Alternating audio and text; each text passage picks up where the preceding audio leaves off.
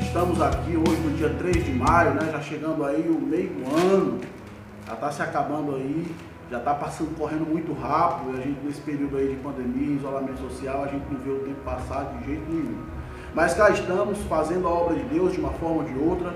A obra de Deus não pode parar. E hoje a aula de número 5, que tem por título Libertos do pecado para uma nova vida em Cristo, justamente datado do dia 3 de maio. O textuário da lição, para você que está acompanhando aí, foi mandado o link da aula, e para quem não tem é só ir lá no sumário CPAD e averiguar, toda a aula está lá. O textuário da nossa lição de hoje nos diz: mas Deus, que é riquíssimo em misericórdia, pelo seu muito amor com que nos amou, estando nós ainda mortos em nossas ofensas, nos vivificou juntamente com Cristo. Efésios 2, versículo 4 e versículo 5. A verdade prática nos diz: por meio da maravilhosa graça divina fomos libertos do pecado, perdoados e salvos da condenação, e ainda recebemos direito à vida eterna. Hoje nós vamos estudar, ressaltar sobre a infinita misericórdia, o amor de Deus e a sua graça dada por meio do seu Filho Jesus, que nos alcançou e nos deu direito à vida eterna, a libertação do pecado, a purificação, a regeneração, a restabelecer a comunhão que tinha se perdido. Tudo isso nós vamos estudar hoje. A leitura bíblica em classe, para você que vai acompanhar conosco hoje, está na Carta aos Efésios, capítulo 2.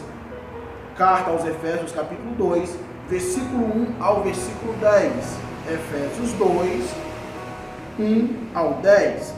Diz assim a palavra do Senhor: e nos vivificou, estando vós mortos em ofensas e pecados, em que no outro tempo andastes segundo o curso deste mundo, segundo o príncipe das potestades do ar, dos espíritos que agora operam nos filhos da desobediência, entre os quais todos nós também antes andávamos no desejo da nossa carne, fazendo a vontade da carne e dos pensamentos, e éramos por natureza filhos da ira, como os outros também.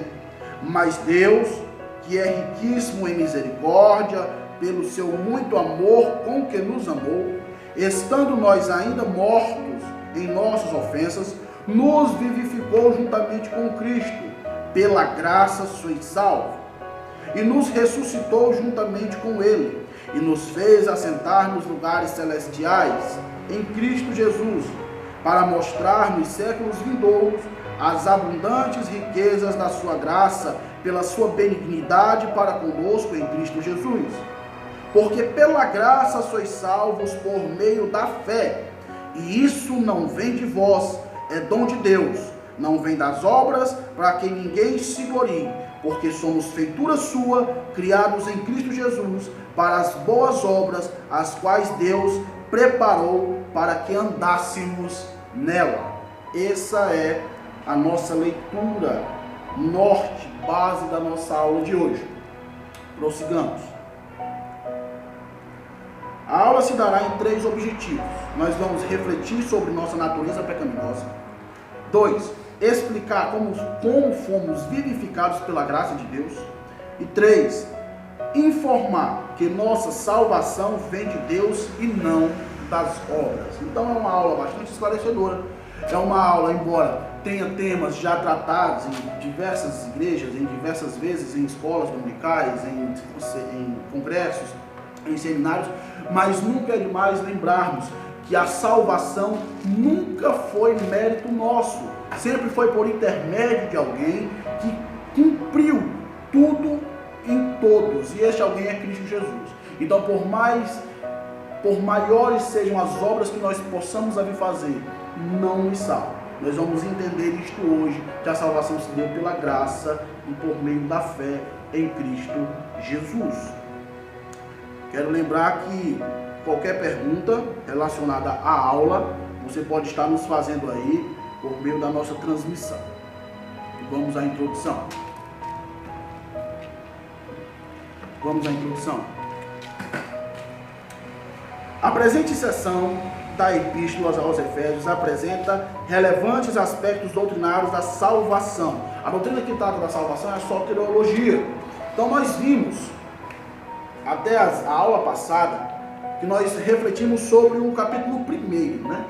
Destrinchamos todo o capítulo 1, falamos das bênçãos, falamos dos eleitos, falamos dos predestinados, falamos de quem nos elegeu, de quem nos predestinou, de quem disponibilizou tais bênçãos. E agora nós vamos adentrar no capítulo 2 da epístola e vamos entender sobre como se deu essa salvação, por meio de quem, por meio do que, como se dá, o que é preciso.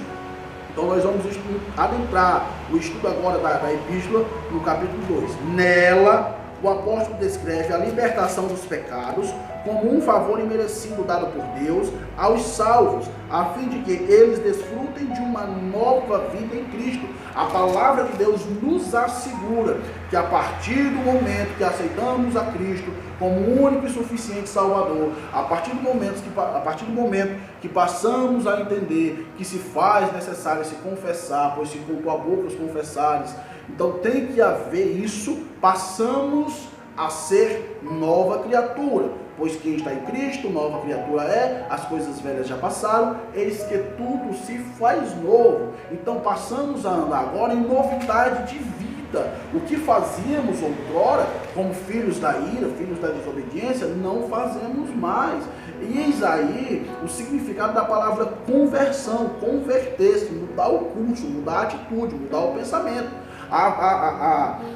Haverá de ser uma metanoia, uma mudança de vida, uma mudança de mente. Então tudo isso tem que ser causado por meio da conversão em Cristo Jesus. Continuando, nós vamos para o primeiro ponto. A antiga natureza morta em ofensas e pecados. No início da epístola, o apóstolo Paulo lembra que antes da regeneração estávamos mortos em ofensas, pecados e éramos por natureza filhos da ira.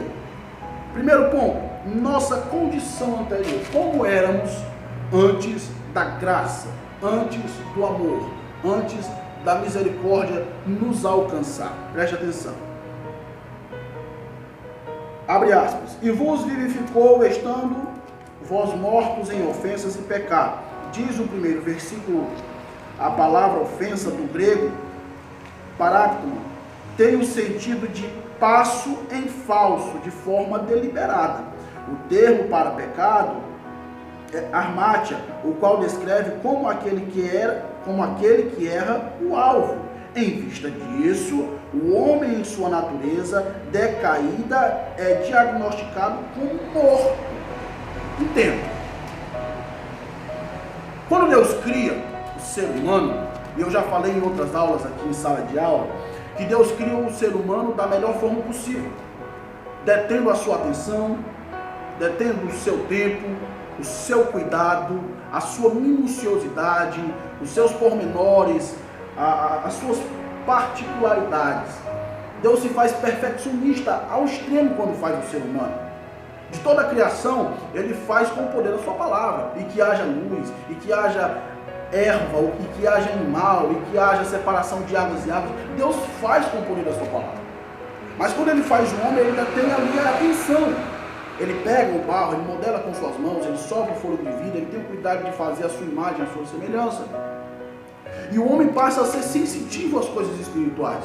A palavra me assegura no capítulo 1 de Gênesis, no capítulo 1 não, mas no livro de Gênesis, o primeiro livro da Bíblia, que Deus descia na viração do dia para conversar com Adão, para conversar com aquela criatura, para conversar com aquele homem que Ele tinha feito a sua imagem e a sua semelhança. A espiritualidade era palpável, era visível por meio do homem. O homem perde isso por quê? Por conta do pecado. A partir do momento que se há pecado, se parte essa linha tênue que havia, se perde tudo isso. Então haverá uma necessidade de restaurar essa comunhão, essa comunicação perdida. E o primeiro pecado concebido está entrelaçado à desobediência. É por isso que somos filhos da desobediência antes de aceitarmos a esse Cristo. É por isso que somos filhos da ira, como diz a epístola. Estávamos debaixo de desobediência e debaixo de ira. Continuando. Ou seja, uma declaração da real condição das pessoas sem Deus. O conceito é de morte moral e espiritual provocada pelo pecado, que inevitavelmente separa o homem de Deus. Inevitavelmente. Não há condições de Deus estar na condição de pecado contínuo. E quando a gente vai ver aqui no decorrer da aula, que o andávamos me dá a ideia de praticarmos deliberadamente. Eu não estou falando de um pecado eventual que venha a acontecer. Eu não estou falando de algo que aconteceu esporadicamente, não, era contínuo. Se nós olharmos a sociedade pré-diluviana, o texto sagrado vai dizer que todos os pensamentos, que todas as intenções do coração do ser humano eram voltados para o mal. Todos, nada passava desapercebido, todos eram voltados para o mal. Então era deliberado, todos os dias o homem acordava para pecar e dormia pecando. Continuando. Ainda no primeiro tópico, o qual descreve como aquele que erra o alvo. Em vista disso, o homem em sua natureza decaída é diagnosticado como morto. Morto moralmente, morto espiritualmente. Insensível às coisas espirituais. O homem pecaminoso, o homem que peca deliberadamente, a Bíblia classifica como um homem carnal. O homem carnal é impossível de sentir, de ver, de enxergar as coisas espirituais, uma vez que a palavra diz que o espiritual vem de forma espiritual, o carnal de forma carnal. Alguma dúvida? Nenhuma? Tal qual um corpo inerte, a natureza pecaminosa impede o homem de ouvir e obedecer à voz de Deus. Quem assim vive está morto enquanto vive. Então, eu não estou me referindo à morte física ainda. Uma vez, entenda logo, que a morte física também se deu por conta do pecado. A ordem foi expressa no jardim. Não comeis do fruto, porque certamente, no dia que comeis, morrereis. Deus estava falando de forma geral. A morte moral, a morte espiritual e a morte física. Uma vez que o ser humano, o homem, a criação de Deus, foi feita sim para a eternidade. É por isso que o último inimigo que venceremos na vinda de Cristo, no arrebatamento da igreja, é a morte que irá ser vencida. Porque o projeto inicial não foi feito para isso acontecer. Nós fomos feitos para a eternidade. Mas por conta do pecado, por culpa nossa, nós quebramos isso. E haver-se uma necessidade de restaurar. E nós vamos ver que como foi restaurado isso foi por meio da graça divina de Deus. Vamos lá. Alguma dúvida nesse primeiro ponto? Nenhuma? Então a nossa condição anterior era de filhos da desobediência, filhos da ira, na pecaminosidade, na morte moral, na morte espiritual, consequentemente também na morte física por conta do pecado. Nossas ofensas e pecados, ponto 2, do primeiro tópico.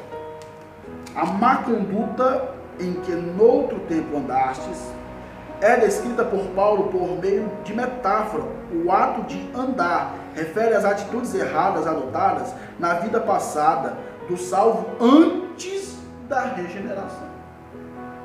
Antes da regeneração. Andávamos. Como eu falei, ainda no primeiro ponto, deliberado. Andávamos, todo dia estávamos praticando aquilo. Mas uma vez regenerados, nós mudamos o curso. Nós íamos para a esquerda, agora vamos para a direita. Íamos para baixo, agora vamos para cima. Vivemos como o justo Jó, que se desviava do mal. Essa tem que ser a atitude do crente, sempre se desviar, andando na contramão do pecado. E uma vez que naquele tempo o povo vivia em curso da sociedade, o que a sociedade fazia, eles também faziam. Temos que viver fora disso. Nós não podemos ir de comunhão com o mundo. Sempre temos que estar na contramão deste. Continuando. andastes, 2.1, andastes segundo o curso deste mundo. Os costumes eram praticados conforme o sistema mundano da época, tais como imoralidade, o furto e a mentira. Alguma coisa diferente dos nossos dias? Furto, imoralidade e mentira? Nunca vivemos numa sociedade tão perversa, tão mentirosa, tão roubadora, fraudulenta, corrupta. Estamos vivendo nesta sociedade, porém não podemos fazer parte disso, compactuar com isso. Enquanto todos furtam, nós não furtamos. Enquanto todos mentem, nós não mentimos. Porque vivemos de forma regenerada, de forma justificada, em uma nova versão de vida. Vamos lá. Uma constatação de que o salvo não deve tomar a forma do mundo, relativizar o pecado e muito menos ajustar-se à maneira de viver de seu tempo. Vou repetir. Uma constatação de que o salvo não deve tomar a forma do mundo, relativizar o pecado. O que é esse relativizar o pecado? Ah, tal coisa não é pecado. É. Não, mas isso todo mundo faz. Não importa, é pecado. Nós temos hoje uma dificuldade muito grande, por exemplo, em formar batizando. Em formar batizando. O pessoal hoje quer descer águas de qualquer jeito, porque relativizou o pecado. Ah, matar, roubar é pecado, viver junto não é pecado. Quem disse? Ah, se prostituir é pecado, comprar e não pagar não é pecado. Quem disse? Relativizou o pecado. Relativizou o pecado. E a gente volta para aquele ABC do cristão. Não existe pecadinho, nem pecadão, nem pecado médio. Tudo é pecado. Tudo é pecado. Não importa, não há diferença de roubar 5 centavos e roubar 5 milhões. É roubo. É roubo. Deus não faz distinção, Deus não faz exceção. Então temos que viver em novidade de vida. Temos que viver na contramão de tudo isso.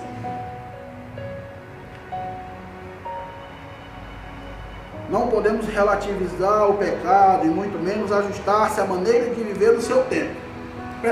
Preste atenção em uma característica que havia na era pré-diluviana. Vixe, Bertoldo, o que é a era pré-diluviana? A era que antecedeu o dilúvio. Né? Se você prestar atenção nos textos sagrados, Noé passa um espaço de 100 anos pregando que viria o dilúvio. A corrupção do gênero humano já se deu até bem antes disso. Como eu falei, todas as intenções e pensamentos eram voltados para o mal. Mas tinha o que caracterizava a relativização do pecado. Naquele tempo era normal. Ninguém estava ligando para nada. A Bíblia diz que casavam e davam de casamento. O que é que isso quer dizer? Estava naturalmente seguindo o seu curso.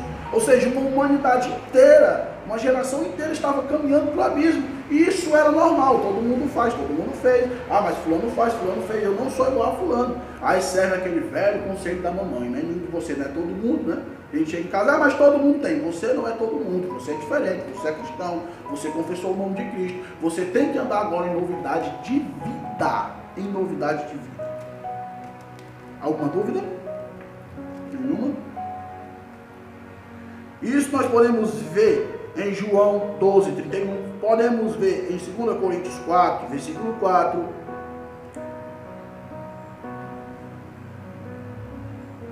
Vamos lá.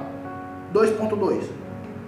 Andávamos segundo o curso deste mundo, indo com todo mundo para o abismo. Mas não só isso, nós andávamos segundo o príncipe das potestades do ar. Quem é? Satanás, meu querido. Entenda, se eu tenho a vontade de Deus, e a vontade de Deus é boa, perfeita e agradável, se eu tenho a vontade de Deus e eu não a sigo, pense sinceramente, eu sigo a vontade de quem? Eu não estou seguindo a vontade de Deus. Eu estou seguindo a vontade do diabo. E onde é que eu vejo a expressa vontade de Deus? Na sua palavra, na Bíblia Sagrada. Está aqui a escrita da vontade dele. Ele dá aqui os pormenores, o manual de como devemos fazer, proceder e suceder. Se eu não sigo isso, se eu fujo disso, eu estou seguindo o diabo, meu querido. Só há dois caminhos. Não há meio termo. Não há o morno. Ou é frio ou é quente. Vamos lá. Então andávamos de conformidade, seguindo o curso do mundo, mas nesse seguir o curso do mundo também fazíamos a vontade de Satanás. Andastes segundo o príncipe das potestades. Uma alusão a Satanás que exerce autoridade sobre os poderes do mal. Indica que os agentes malignos têm capacidade de influenciar os homens desobedientes e incrédulos. Influenciar, não é obrigado. Ele influencia você, mas você faz se você quiser. Com quem estava o poder de escolha, por exemplo, de comer do fruto? Era em Eva? Ou era em Satanás? Era em Eva. Ela escolheu comer. Ela cobiçou, ela desejou e viu ela que a árvore era bonita e boa para mantimento. Tomou e comeu do fruto e deu também a seu esposo.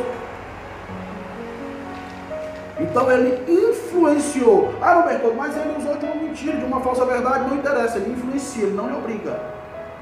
Ele lhe influencia. Mas essa influência também contribui para que você ande ali. É por isso que temos que andar vigilantes, resistindo o diabo, ele fugirá de vós. Vamos lá. Mais diante.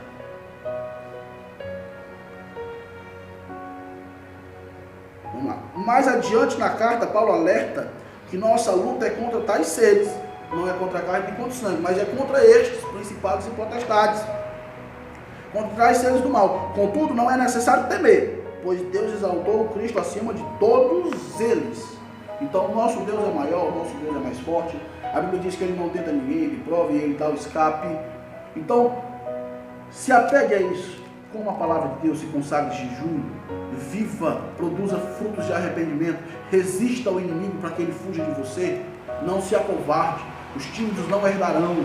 O reino dos céus é tomado à força. Tudo isso está entrelaçado a esse contexto. Tudo isso está entrelaçado a esse contexto. Alguma dúvida? 3. Andávamos em comunhão com o mundo, andávamos fazendo a vontade de Satanás e andávamos também fazendo a vontade da carne. E por que o autor sagrado, inspirado pelo Espírito Santo, bota esse tópico na Bíblia? Para dizer que a maior culpa é nossa. Para que quando chegássemos diante de Deus, o justo juiz, não termos a desculpa de botar culpa em ninguém. Não, eu fiz isso porque Satanás me influenciou.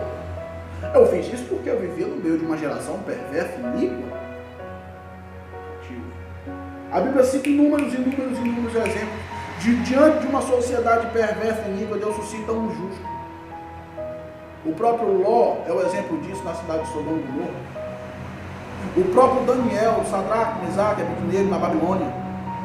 E por aí vai, se a gente for citar, a gente vai a aula todinha, citando homens que foram diferencial na sua época, na sua sociedade.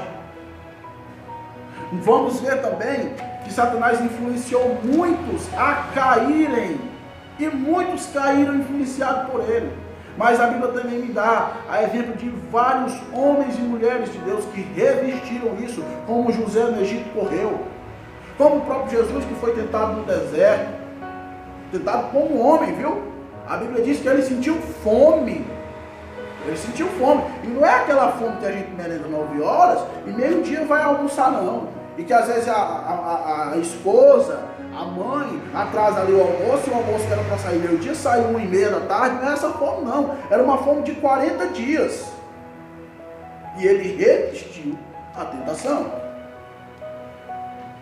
Mas nós não só andávamos em conformidade no curso do mundo, não só andávamos fazendo a vontade de Satanás, mas também andávamos fazendo a vontade da nossa carne. Olha aí, vamos lá. Andávamos fazendo a vontade da carne e dos pensamentos. Refere-se à inclinação para fazer o mal, algo inerente à natureza humana. Estão incluídos aqui os pensamentos pervertidos, a prática de todos os desejos desordenados da carne. Como resultado, éramos filhos da ira, isto é, condenados e desprovidos do favor divino.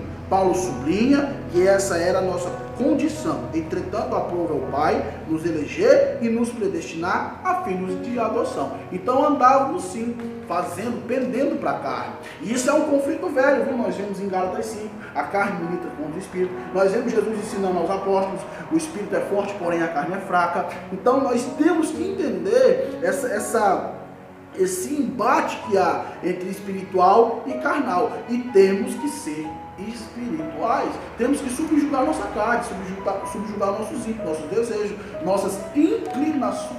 Alguma dúvida? Amém.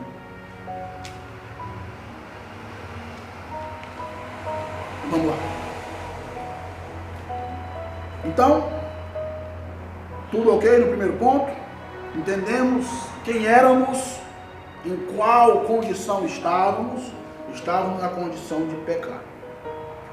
Perguntinha básica: na condição que vivíamos, isso nós estamos falando de nós, estou me referindo a gente hoje aqui, a maioria nascida aí do século XX para o século XXI, você que tem aí seus 50, 40, 60, 70 anos, você vivia, antes de aceitar Cristo, nesse estado. Pergunta: e o Antigo Testamento inteiro, antes do advento de Cristo, como é que não estava? Daí nós vamos entender que em todas as eras a salvação foi por meio da graça. Nós vamos entender isso aí. Guarde um pouquinho aí. Vamos lá. Tópico 2. Vivificados pela graça. Por ato de bondade e misericórdia, estando nós ainda mortos em pecado, Deus imensamente nos amou e por isso nos vivificou por meio da sua graça, alcançados pela misericórdia e pelo amor divino. Vamos lá. Após constatar a situação da humanidade sobre a ira de Deus, Paulo passa a descrever os atos divinos de amor e de misericórdia que alteraram o quadro caótico da raça humana. Entenda, Deus sempre agindo em amor, interveio na história. Mesmo nas maiores catástrofes, mesmo nos mais duros juízos, como eu citei o dilúvio, mesmo nas mais duras penas, sempre há a expressão do amor com a humanidade. Detalhe: o amor vinculado à justiça. Quarta-feira nós fizemos uma transmissão sobre a terceira aula, que nós temos com atraso. Eu encerrei a aula dizendo que Deus é bom o tempo todo Deus é bom. E sim, Deus é amor puro. É um dos atributos morais de Deus. Amor, justiça e imutabilidade. Mas o último atributo a ser usado vai ser o de justiça. Então no dia final, no dia do juízo final, no dia do tribunal, não é o amor que vai prevalecer, é a justiça. Entenda muito bem isso aí. Entenda bem isso aí. Deus é amor, mas é justiça. Então, voltando para a aula, a situação da humanidade sobre a ira de Deus, Paulo descreve atos divinos do amor e misericórdia que alteraram o quadro caótico da raça humana. Depois da queda, a palavra assegura que até a natureza sofre com dores de parto. Que até a natureza entrou em decadência, porque o pecado se alastrou. Então toda a humanidade passou a se inclinar para o mal. Toda a humanidade passou a se inclinar para o mal. Então haveria necessidade de intervenção. Deus intervém. O dilúvio foi uma intervenção. A lei foi uma intervenção divina. A maior expressão do amor de Deus no Antigo Testamento foi a lei, dada, otorgada na pessoa do Pai. Deu lá para Moisés dizer ao povo, para proceder como Deus queria. Deus dando por escrito o código de honra, de ética, de conduta, porque amava aquele povo ali. Em todos os aspectos a lei expressava o amor, mas na frente o apóstolo Paulo vai dizer: o mandamento que me era para a vida, pensei eu que era para a morte. A lei era para produzir vida. Assim como no Novo Testamento a expressão do amor de Deus dado por meio do seu filho foi a graça. Então esse amor tamanho é um amor que sempre veio a intervir na humanidade, para mudar o curso da humanidade, porque a humanidade sempre esteve em rota de colisão com a santidade de Deus, sempre esteve em rota de colisão com o pecado ali, indo para se afundar no abismo. Então Deus sempre interveio para que essa rota fosse mudada. Continuando.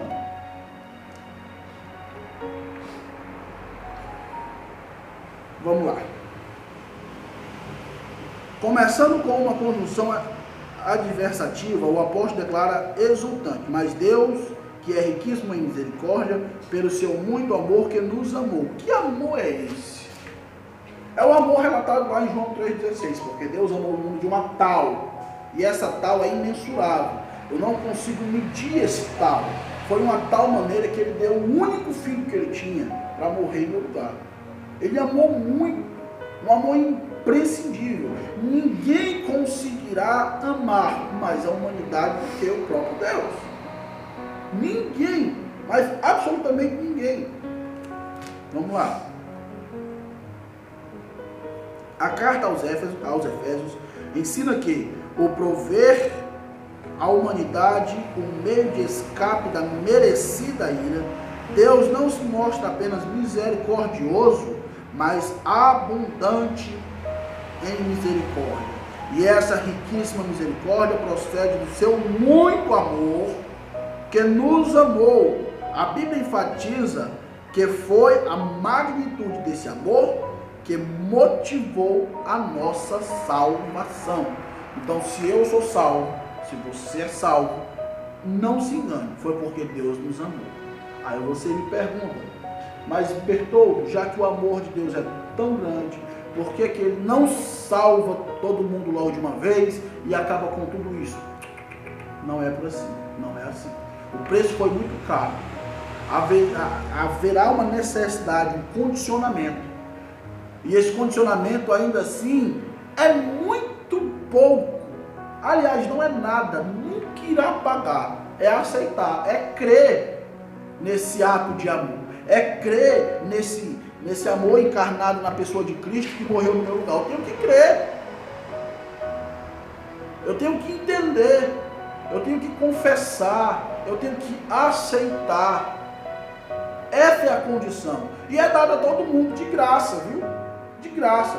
Porque se fosse real, cobrado o valor real, eu e você jamais, em hipótese alguma, em circunstância alguma, em época alguma, pagaríamos o que Cristo fez. Pagaríamos o amor. Não há uma moeda de troca que valha o amor de Deus. Alguma dúvida aí? Amém.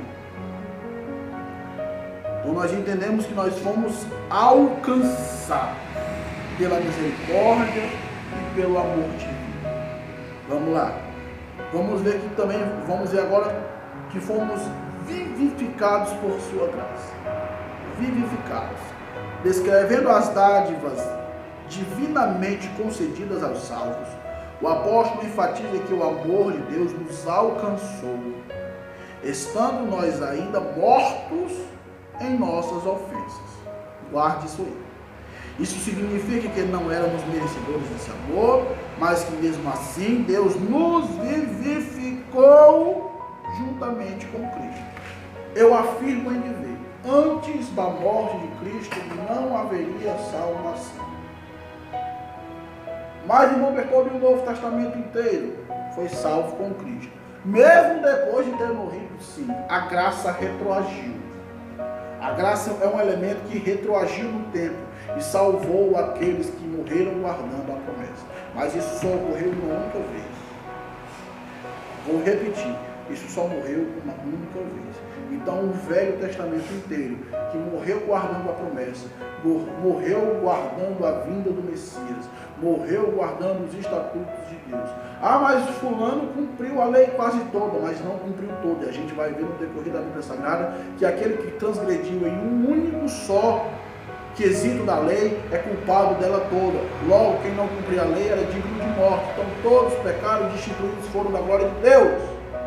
mesmo os mais ilustres personagens da Bíblia Sagrada, mesmo Davi, o homem segundo o coração de Deus, mesmo Abraão, o pai da fé, mesmo Moisés, o grande libertador do povo, mesmo José, o grande patriarca, mesmo Noé, o justo que foi achado, todos pecaram, destituídos foram na glória de Deus e morreram guardando a promessa. Uma vez que Cristo morre no Calvário, inaugura o advento da graça, a humanidade entra na dispensação da graça divina, a graça retroage no tempo. A palavra diz que ele foi lá, nas regiões mais baixas, pregar para espíritos que estavam em cadeias, e aí levou consigo o cativeiro. A graça retroage no tempo e salva este, como ela também avança no tempo e nos salva,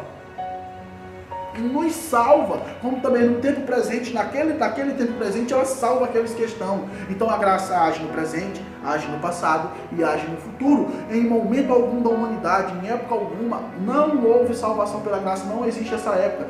Em todo momento da história da humanidade, a salvação foi pela graça de Deus. Isso a gente vê na tipologia, nas simbologias bíblicas, nas profecias, e em tudo que você for procurar na Bíblia de cabeça para baixo, de pé de lado deitado, é a graça que salva. E Noé achou o que diante dos olhos de Deus? Graça. Vamos lá. Continuando, vivificados, nos alcançou, estando nós ainda mortos em nossas ofensas. Isso significa que não éramos merecedores desse amor, mas que, mesmo assim, Deus nos vivificou juntamente com Cristo. Essa frase quer dizer que nascemos de novo. Uma vez alcançados pela graça, dada por Cristo, que morreu e ressuscitou, nós também fomos vivificados com Ele. E um dia seremos também ressuscitados com Ele. É por isso que a palavra diz que Cristo é a primícia da ressurreição. Ele ressuscitou primeiro para que um dia eu e você também ressuscitássemos nele. Alguma dúvida? Vamos lá.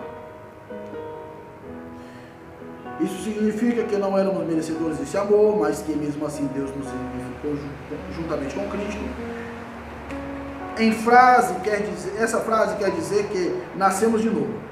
Não estamos mais mortos, pois Cristo nos deu vida outra vez. Fomos vivificados sem mérito algum. Tudo foi efetivado por meio da graça, o favor imerecido. Então não houve nada que eu e você fizéssemos para merecer isso. Não houve nada que eu e você fizesse para que isso acontecesse. Tudo isso partiu de iniciativa divina, por meio da sua graça. Exaltados por sua graça, o apóstolo dos gentios ainda destaca que o poder de Deus nos ressuscitou juntamente com Ele e nos fez assentar nos lugares celestiais. Em Cristo, observe que a palavra juntamente indica que Deus concede ao homem os mesmos benefícios alcançados por Cristo: a ressurreição, a vida eterna e o galardão dos céus. Foi o que eu acabei de falar. Uma vez alcançados pela graça, uma vez vivificados com Cristo, temos sim essa benésia de termos a vida eterna, de sermos ressuscitados e de estarmos para sempre com Deus, desfrutarmos da sua glória, desfrutarmos dos seus galardões. Mas isso só para quem aderiu à graça, para quem foi alcançado por ela. Vamos lá, continuando. Juntamente indica que concede ao homem benefícios alcançados por Cristo: ressurreição, vida eterna e o galardão dos céus. Isso nós vemos lá em 1 Coríntios 15. Assim, ao conceder tais bênçãos aos homens, Deus mostrou as abundantes riquezas da sua graça. Olha quão rica é essa graça. Desse modo, ratificamos que a salvação e seus privilégios são conferidos pela imensurável graça de Deus, um favor imerecido. Eu e você, em momento nenhum, merecemos. Vamos lá. Calma aí, começou, era 9 e 11. 10 para as 10. Começou 9 e 11. É 10 para as 10 agora. Eu falei, tem 20 minutos. Aí dá para me concluir aqui. Vamos lá. Então, passamos o ponto 1, passamos o ponto 2. Fomos para o ponto 3, agora vamos para o segundo tópico, primeiro ponto. Graça como meio de salvação. Como eu falei, a salvação ela só tem um meio, a graça. Não tem outro. Não tem outro. A salvação inclui a libertação da morte, da escravidão do pecado e da ira vindoura. Ao mesmo tempo, permite ao salvo desfrutar de todas as bênçãos espirituais escritas em Éfeso. Uma vez o irmão me perguntou, Bertoldo, é o seguinte: o pecado gera morte, não gera? Não gera. Uma vez que aceitamos a Cristo, os pecados são perdoados. São? E Cristo veio para produzir vida, não veio? Veio. Então por que o crente ainda continua morrendo fisicamente? Por quê? Ele ficou assim para mim, uma pergunta muito boa, ficava martelando na cabeça do irmão. Mas eu expliquei a ele que esta dádiva de viver eternamente, nós temos após o arrebatamento da igreja. Porque esse será o último inimigo a ser vencido. O último inimigo da igreja é sim a morte. E ela está determinada a ser vencida na vinda de Cristo. E aí teremos vida eterna. Aí diz lá em Coríntios 15 que a incorruptibilidade vai ser vencida, que a corruptibilidade é vencida pela incorruptibilidade, que a mortalidade é vencida pela imortalidade. E a primeiro momento, a primeira instância, a vida eterna a ser produzida, a salvação da morte, é a morte espiritual. Quando aceitamos a Cristo e somos alcançados pela graça, nós vencemos a morte espiritual. Nós éramos, como foi falado no primeiro tópico, insensível ao mundo espiritual, inerte. Não sofrimos nenhum estímulo. O mundo espiritual para nós não existia. A partir do momento que aceitamos a Cristo e que somos alcançados pela graça e fazemos parte do cenário da salvação, passamos sim a ser vivos para o mundo espiritual e posteriormente vivos eternamente na regeneração do corpo. Você pode conferir lá em Coríntios 15, a partir do versículo 50, vai falar sobre esse arrebatamento e como vai ser a vitória da igreja sobre a morte. Portanto, a salvação é o livramento do poder da maldição do pecado e da morte, e a restituição do homem à comunhão com Deus, uma bênção concedida a todos que receberem a Cristo como Salvador. A palavra graça é a tradução do grego charis, que significa favor imerecido. Ela mostra que a iniciativa para tomar possível a salvação veio da parte de Deus. Só Ele poderia ter essa iniciativa de chegar a salvar, de nos conceder a salvação. Nenhum outro ser. É por meio da graça que Deus ativa o livre-arbítrio e capacita o pecador para que responda com fé ao chamado do Evangelho. Todavia, ainda assim, o ser humano é livre para escolher entre dois caminhos, salvação e perdição. Então está na sua mão o poder de escolha. Uma vez escolher a salvação, lhe concedida a graça, o favor imerecido e o direito a viver eternamente com Deus nas mansões celestiais. Se não, infelizmente, também é um direito seu não aceitar, porém você não desfrutará das bênçãos reservadas a quem é alcançado pela graça. Alguma dúvida? Nenhuma? Vamos lá. Ponto 2. Obras como evidência de salvação. Aqui Paulo usa duas negações para endossar a origem da salvação. A primeira expressão, isso não vem de vós. Trata-se da salvação pela graça que provém de Deus. A segunda ratifica que a salvação não vem das obras. Entenda. Por exemplo, a lei. A lei eu cumpria para ser salvo. Ou melhor dizendo, eu tentava cumprir para tentar ser salvo. Né? Eu honrava pai e mãe para ser salvo. Eu não cobiçava a mulher dos próximos para ser salvo. Eu não cobiçava qualquer outra coisa do próximo para ser salvo. Eu guardava o sábado para ser salvo. Tudo para ser salvo. Porém, hoje eu faço porque eu já sou salvo. Isso é uma coisa que João chamava a fazer. produzir frutos dignos de arrependimento.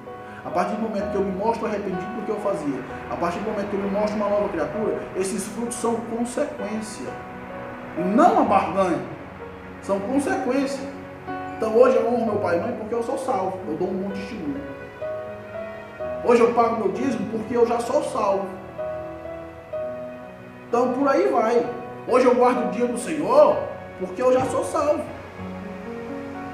Porque a salvação é pela graça, mediante a fé, e isso não vem de vós, é dom de Deus. Então nada do que eu venha fazer, deixar de fazer, não implica. Quem me deu foi Deus.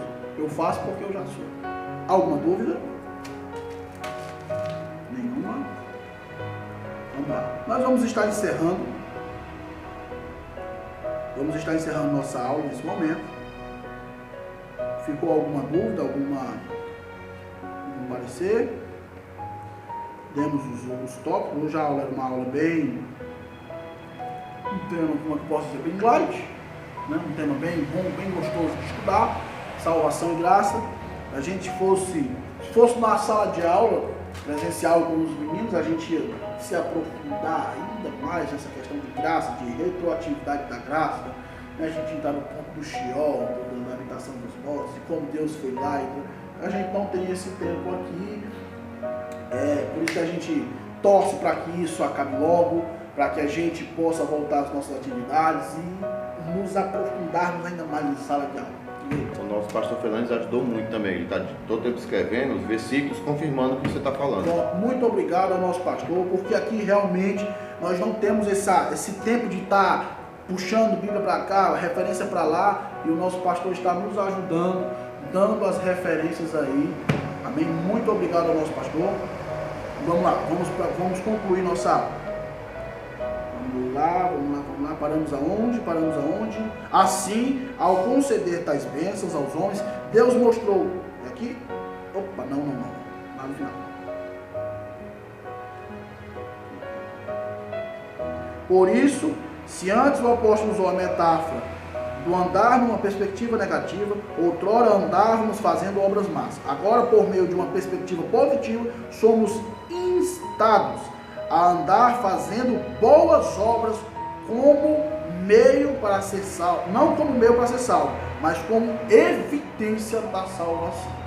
Então, meu querido, eu sinto muito lhe dizer, se você acha, vou logo ser sincero a você, e vou ficar limpo do seu sangue. Você que nos assiste hoje, pela primeira vez aí, e não entendeu isso. Não adianta você dar esmolas não, viu? Você deu esmola a vida toda, sem ser alcançado pela graça, sem aceitar esse Cristo, e nada foi a mesma coisa, tá bom?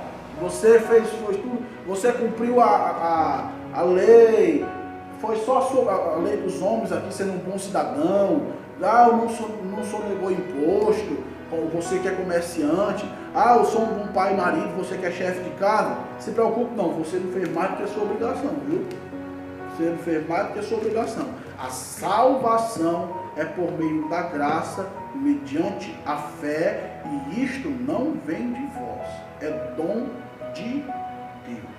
Mas entenda, é por meio de graça, é de graça, mas é mediante a fé. E essa fé não é qualquer fé, viu? Não é a fé de dizer, eu creio. A Bíblia diz que aquele que crê nas minhas palavras e não as pratica, ele é o quê? Mentiroso.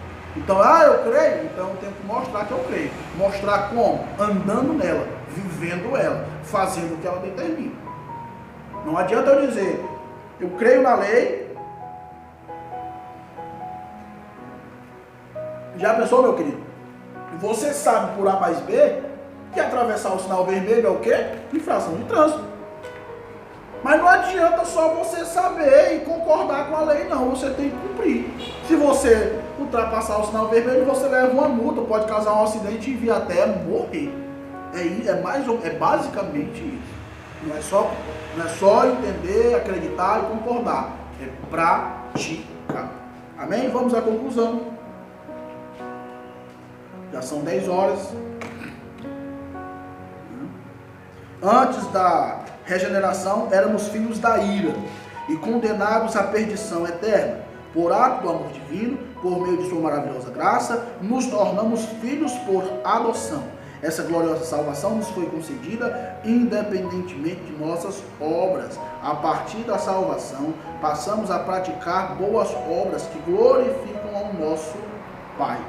Todas as obras que eu vier a fazer e que já são frutos da minha salvação, que já são evidências da minha salvação, não vai ser para minha glória em forma alguma. Não é para mim dar uma saca de arroz aí, o irmão Wallace, que o irmão Wallace está dizendo, nossa, como o irmão Bertoldo é bom.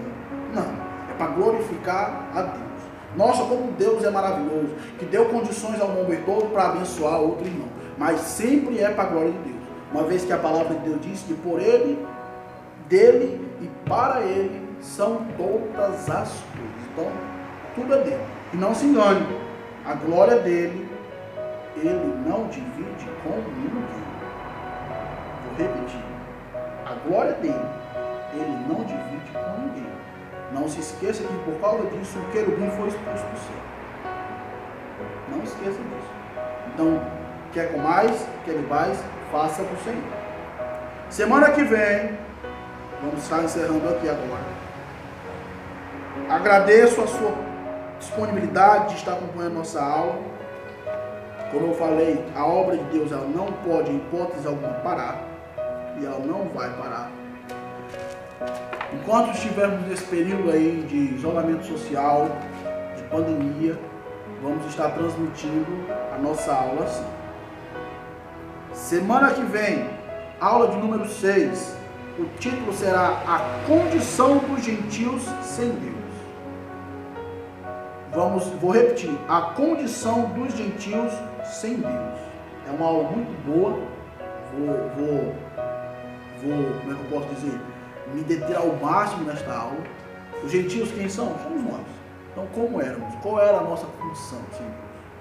Uma vez que a gente entende que a salvação veio primeiro para o judeu. Depois foi que veio para o grego, que somos nós.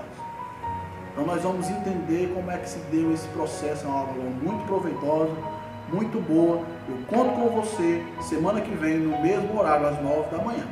Amém? Fiquem com Deus, a paz do Senhor e até a próxima aula.